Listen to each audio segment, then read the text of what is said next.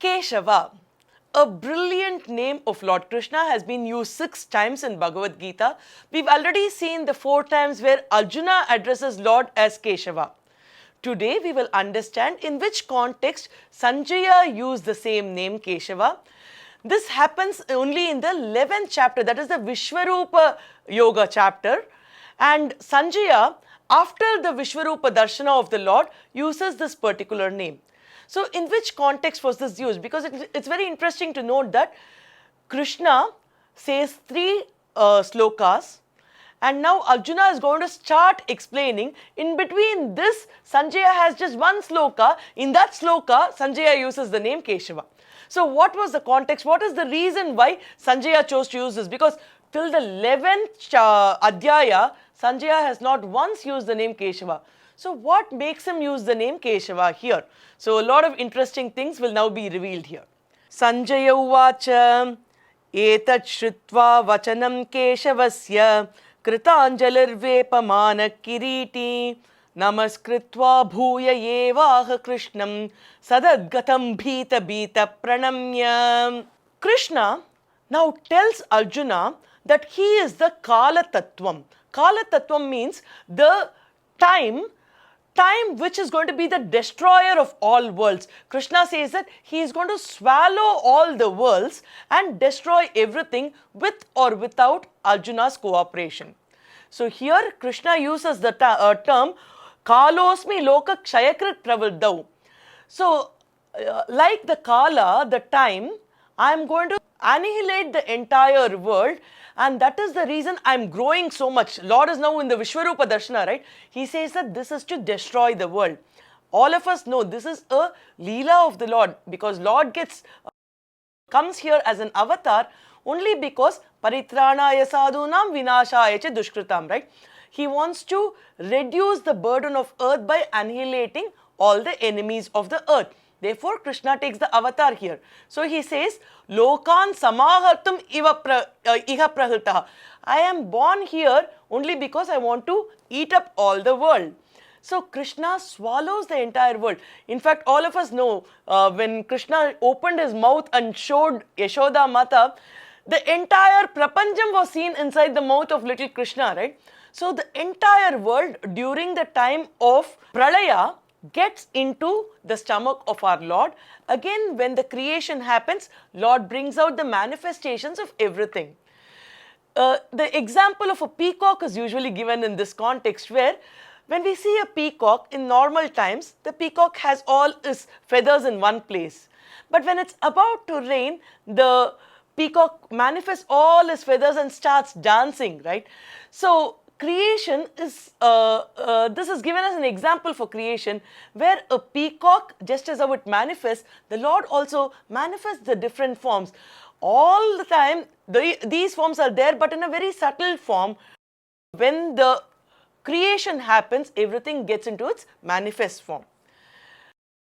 Lord Krishna goes on to explain that I have decided to kill Drona, Bhishma, Jayadratha, Karna, everybody.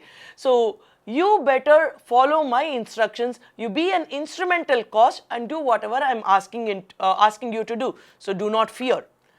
Arjuna listens to all these things. Now he is filled with fear. Therefore, he prostrates to Lord Krishna and addresses Krishna as Kesava. Sanjaya explains this sloka in which Sanjaya calls Arjuna as Kiritan. Kiritan is a beautiful name of Arjuna. Once Arjuna fought against the Asuras supporting Indra. Because of his extreme valor that is exhibited by Arjuna, Indra was very happy. So he gifted a beautiful crown or a kiritam to Arjuna, and this crown has the brilliance of the Lord Sun itself. Therefore, Arjuna got the name as Kiritan. Indra is the lord of all the devas, right? Such Indra has gifted this kiritam which has the brilliance of sun god to Arjuna. At this point, Arjuna, after seeing the darshan of Lord Krishna in the Vishwarupa Darshanam, is now shearing. He is filled with terror. His hands are now inflamed. He is saluting to Krishna over and over and over again, and with folded hands, he starts speaking to Krishna. So this is the sloka, the meaning of what Sanjaya has told us. So let's visualize what Krishna's appearance at that point of time was. This is explained very well in the 12th sloka. When a sun is displaying its optimum heat, we can't actually see the sun, right? If we visualize 1,000 such suns in the sky simultaneously, will we be able to handle the heat? Now, if 1,000 suns are there simultaneously, that is the brightness, that is the heat, that is the radiance which our Mahatma, Lord, emits. That's the meaning of the 12th sloka. Now, what is the context in which Kesava is being used here by Sanjaya? In Mahabharata, Lord Krishna himself explains the meaning of Kesava. Amshavoye prakashante mamaite kesha sangitaha. He says that whichever has radiance in this entire universe, they get their effulgence or radiance from my Kesha. Therefore, Krishna is addressed as Kesava. So, imagine everything which has light gets its radiance. Now, moon gets its radiance from sun, right? Similarly, the sun gets its radiance from Kesava. Everything else which has brightness gets its brightness from Kesava. So, what should be the brightness of Lord Kesava? What should be the heat that he generates? What would be the brightness that he is going to show? So much is the radiance of our Lord. So, when all this radiance is there, Krishna is now saying that I am going to actually destroy the entire world. Now, Sanjaya says that on hearing these words of Kesava, which means that so much of heat is there in this Lord who is going to burn everything off, destroy everything off. Therefore, he is using the name Kesava. Another meaning of the name Kesava here is Ka, A, Isha. Ka means Brahma, A means Vishnu, Isha means Shiva, Shrishti, Sthiti and Samharam. These three are the work of each of these people. Now, Kesava is a person who does all these three things. Among these three, he is Lord Vishnu and he is the leader of all three of them. Kesava now takes the role of Isha, which is Samharam. Therefore, he is going to become Kala and destroy everything. He is addressed to as Kesava. Now, listening to all these things of Kesava, Arjuna started worshipping Krishna over and over again and mentioned these names to Krishna. The meaning of Krishna we saw earlier when we explained this sloka, that Krishna is now creating this entire world just as a sport out of happiness. It will be very interesting for us to know that during the World War II, Robert Oppenheimer, who is now mentioned as the father of atomic bomb because of his Manhattan Project, he was seeing the destruction that happened in Hiroshima and Nagasaki. So when he saw the entire thing being burnt because of the atom bomb, he said that I am able to recollect the slokas from Bhagavad Gita. And these are the two slokas which he actually mentioned, the slokas which we were explaining as the 12th sloka in this 11th chapter, where thousands of suns in the sky simultaneously, such was the brightness of our Mahatma, right? So Krishna's brightness is equated to thousands of suns. Oppenheimer is said to have quoted that particular sloka and the other sloka which we were explaining now, which he says that I am now death, the destroyer of all worlds. Kalosmi. So Krishna says I am aham kalosmi, right? So Oppenheimer is supposed to have quoted this text also, which says that Oppenheimer was aware of Bhagavad Gita and he was a leading physicist. So when we ask questions like how has science got any relationship with philosophy or our belief system, a lot of such scientists have been philosophers who have learned things in depth. Even Albert Einstein has learnt about Bhagavad Gita. He knew the Samskrita Bhasha. So a lot of such scientists have had in-depth knowledge of this.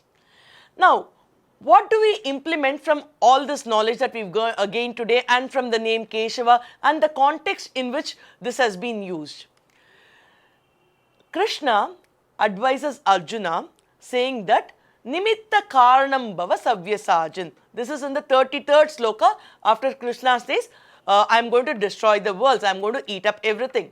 Arjuna has this beautiful name Savyasajan, which means that Arjuna, being such a skillful archer, could use both his hands in the same way in order to fight the war. He was extremely skillful both in his natural hand and in the other hand. Therefore, he was called as Savyasajan.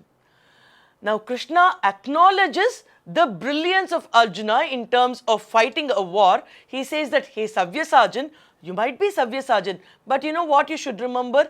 Nimitta Matram Bhava. You are just an instrumental cause. Don't think that you are fighting a war or you are the reason for this war or you are a reason for the death of so many people. Therefore, you are going to incur sin. That's not the case. You are just an instrument in my hand, because with or without your cooperation, I have decided the destruction which is going to happen here. I have decided to swallow up all the worlds. I am going to decide the fate of this war. Therefore, you please be a nimitta karanam. Just be an instrumental cause and do your duty. Do not worry about the results thereof. So, it is actually an advice for all of us. We have to be a nimitta karanam in the hands of Lord Krishna, because Krishna decides what we have to do. If we think that we are responsible for every single action, we will only end up with so much of stress and tension. All we have to do is obey Lord Krishna's orders. We have to take all the efforts we have to, because doing our duty is what Krishna has advised us. We have to do our duty. But then the results thereof is upon Krishna to decide. Therefore, we have to just be a nimitta karanam in the hands of Lord Krishna. So let's recite Lord Krishna's names and be blessed. Madhava Achyuta Krishna Hare Rishikesha Kesava Govinda Vasudeva Bhagavan Janardana